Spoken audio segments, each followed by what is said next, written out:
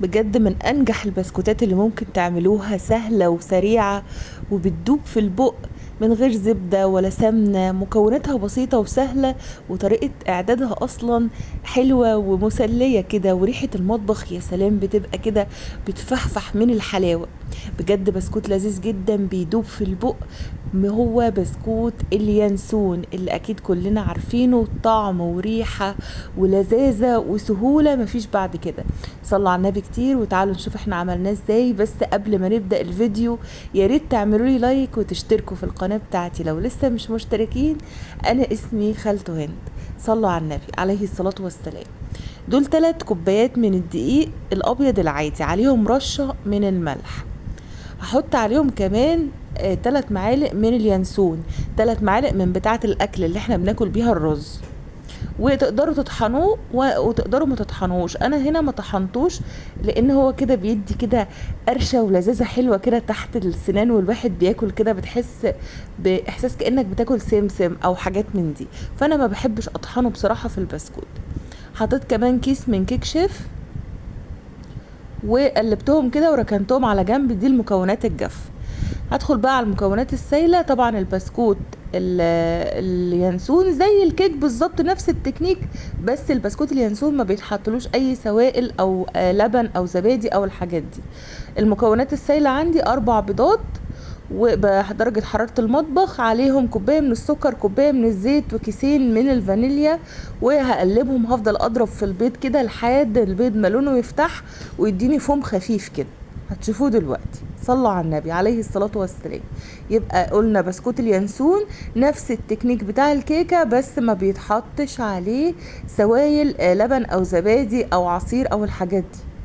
هنزل بقى بالمكونات الجافة اللي انا خلطتها مع بعض على المكونات السائلة اللي هي البيض والسكر والزيت. وطبعا الكوباية اللي بعاير بيها الدقيق هي الكوباية اللي بعاير بيها الزيت والسكر. تمام تمام يا خالته هنا. قلبوا بقى التقليب لحد ما المكونات كلها تختلط ببعضها، وما تقلقوش لو لقيتوها تقيلة. هنا الكاميرا اتهزت، معلش مفيش مشكلة. لو لقيتوها تقيلة اوعوا يعني تتهوروا وتقولوا لا انا اضيف سوائل، لا ما تضيفوش اي حاجة. هي المقادير مظبوطة زي ما انتوا شايفين كده. شايفين العجينة؟ شايفين اتقل من الكيك يعني. بصوا بصوا تقيلة ازاي. ما تقلقوش، هتلاقوها بالقوام ده، اوعوا تقلقوا. هنحضر بقى الصينية اللي هنشتغل فيها.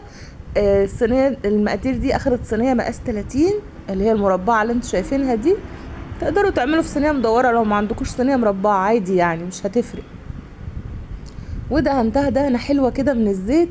وبعدين هفرد فيها العجينة. طبعا العجينة هفردها بايدي يعني، هي مش هتتفرد لوحدها يعني. هستعين مثلا بالسباتيولا، هتستعين بايدي.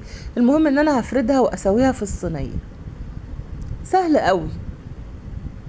ويا سلام بقى على ريحة الفرن كده وريحة اليانسون كده مفحفحة في البيت. وتصحوا الصبح كده تفطروا بكوباية شاي بلبن معاها كده كام بسكوتة من البسكوت ده. حلو قوي وجميل وخير في البيت وحاجة حلوة وتغيير عن الكيكة والحاجات اللي احنا كلنا زهقنا منها دي. واي حد ما بيحبش اليانسون على فكرة يعني طعم اليانسون في البسكوت مش بيضايق ابدا، بالعكس ده حلو جدا وبيفتح النفس. هسويه بقى كده، وممكن ابططه بايدي كده لحد ما يتفرد في الصينيه. ادخله على فرن متسخن من قبل كده، نفس تسويه الكيكه لحد ما ياخد لون من فوق ومن تحت ويستوي. هسيبه يبرد تماما وبعدين هقطعه. بس انا هنا قطعته وهو دافي شويه لان انا ببقى بصور وكده، لكن انتوا في البيت سيبوه يبرد براحته يعني. قطعوه بقى تقطيعه صغيره. وعايزه اقول لكم برضو التقطيعه اللي انا مقطعاها دي تحاولوا تقطعوا اصغر منها كمان علشان يديكوا حجم بسكوته حلو كده، ما يعني ما يضايقناش واحنا بناكل يعني، ما نقعدش بقى نتلخبط. برضو الكاميرا اتهزت تاني. يلا انتوا مش غربة، ما فيش مشكله. هقطع بقى البسكوت كده بالطول وبالعرض، وبعدين هنقله بقى على صاج علشان يدخل الفرن تاني يتحمص. طبعا انتي لما ايوه هترصيه في الفرن، هترصيه على الجنب اللي هو ده اللي انا بشاور لك عليه ده يعني، مش هترصيه على وشه، لا هترصيه بالجنب. خلاص. ده كان لسه سخن، كان لسه طالع من الفرن. بسم الله ما شاء الله، بصوا ماسك نفسه ازاي.